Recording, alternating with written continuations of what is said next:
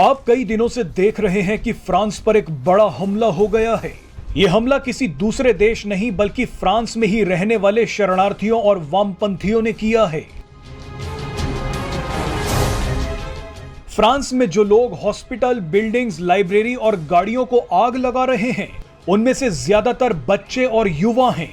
इनमें से ज्यादातर का जन्म फ्रांस में ही हुआ है। इन सभी के माता पिता शरणार्थी के रूप में फ्रांस आकर बस गए थे। यानी फ्रांस ने जिन लोगों को रहने की जगह दी, जिन शरणार्थियों के बच्चों को नागरिकता दी, अब वही फ्रांस पर हमला कर रहे हैं। बहरहाल फ्रांस में हो रहे दंगों ने पूरे यूरोप और खास तौर से भारत के लिए चिंता बढ़ा दी है।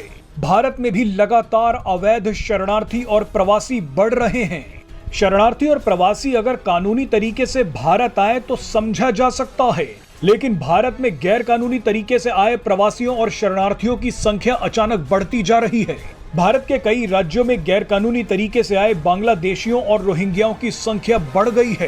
पहले तो ये सभी पश्चिम बंगाल और असम तक सीमित रहते थे, लेकिन अब इनकी संख्या उत्तर प्रदेश, दिल्ली, हरियाणा, उत्तराखंड, हिमाचल प्रदेश और यहां तक कि श्रीनगर तक पहुंच गई है।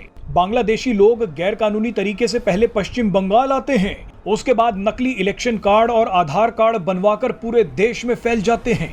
ये मानना बेवकूफी होगी कि जो फ्रांस में हो रहा है वो भारत में नहीं हो सकता। भारत भी एक टाइम बॉम्ब पर बैठा है।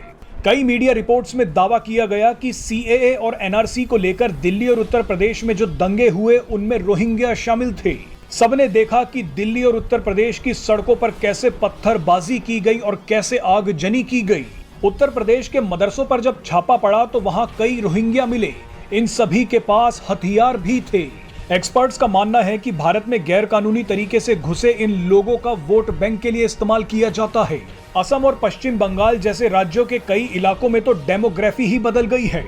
मूल निवासियों से ज्यादा अब शरणार्थी और प्रवासी हो गए हैं। आप खतरे का अंदाजा इसी बात से लगा सकते हैं कि कुछ साल पहले भारत सरकार ने सभी राज्य सरकारों से कहा था कि वो अपने राज्य में रह रहे रोहिंग्याओं के बारे में जानकारी इकट्ठा करें। कई सुरक्षा एजेंसियों का मानना है कि रोहिंग्या और अवैध शरणार्थी नेशनल सिक्योरिटी के लिए खतरा हो सकते हैं। एक रिपोर्ट में बताया गया कि कई राज्यों में हो रही छोटी और बड़ी आपराधिक घटनाओं में रोहिंग्या शामिल थे।